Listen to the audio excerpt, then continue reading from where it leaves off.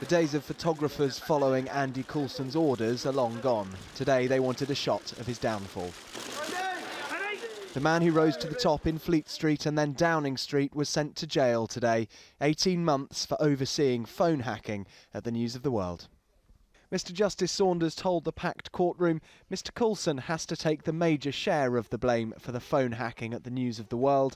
There is ample evidence that it increased enormously while he was the editor. On the jury's verdict, he knew about it and encouraged it when he should have stopped it.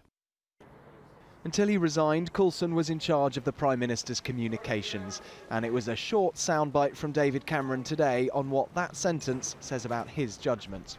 Well, what it says is that it's right that justice should be done and that no one is above the law, as I've always said.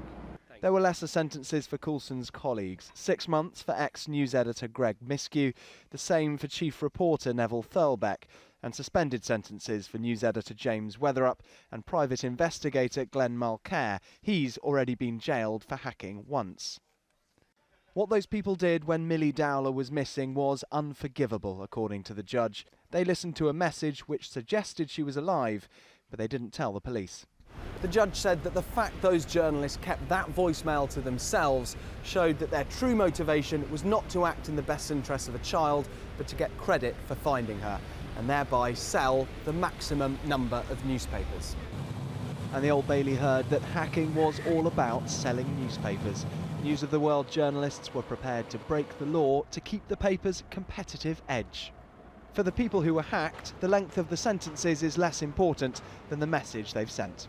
I think in symbolic terms, the important thing is that we as a society have said this was wrong, it shouldn't have happened, it was against the law, and people are paying the penalty. The judge said Coulson and his colleagues are distinguished journalists who didn't need to invade privacy to be successful. But their achievements, he said, will now count for nothing. Dominic Reynolds, 5 News.